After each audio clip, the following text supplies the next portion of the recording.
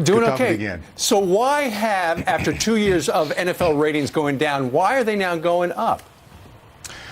Well, it's going up because Americans do what we do best. We move on. When we think we've won a battle, we move on and build our lives, build our future, and live the American dream.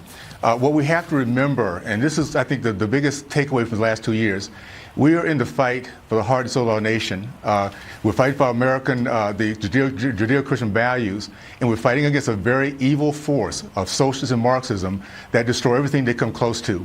The NFL has been changed forever, and people don't realize this, but there used to be a place where we can come together, no matter what our political persuasion was, and it was unity, because we had God, country, and family.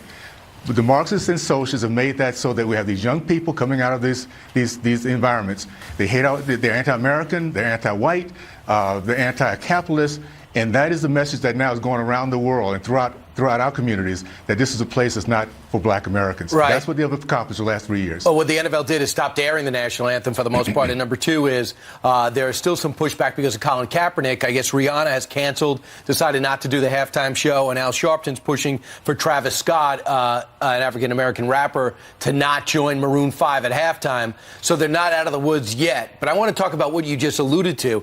Socialism and Marxism hurting the black community in what way?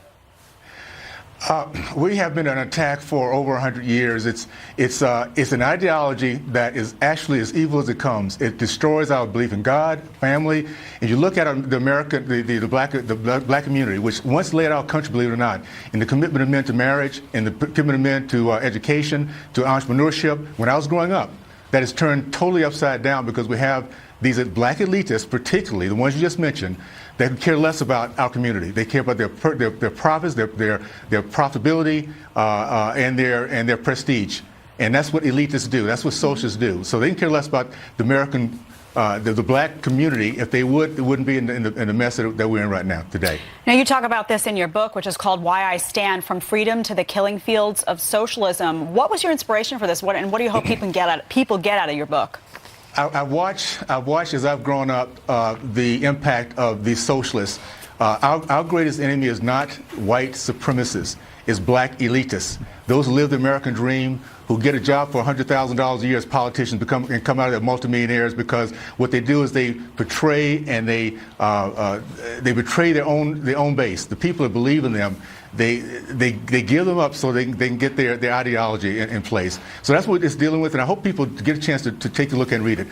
At the end of the day, it's all about education. Sure. Education, ignorance and free can never be. Thomas Jefferson. We need to educate ourselves, realize we're in a fight, guys. We need to fight for the heart and soul of our country, and we do that by knowing who the enemy is. Okay. And it's not each other. It's the socialists, Marxists, and liberals that are destroying our country. Well, the new book is called Why I Stand. Burgess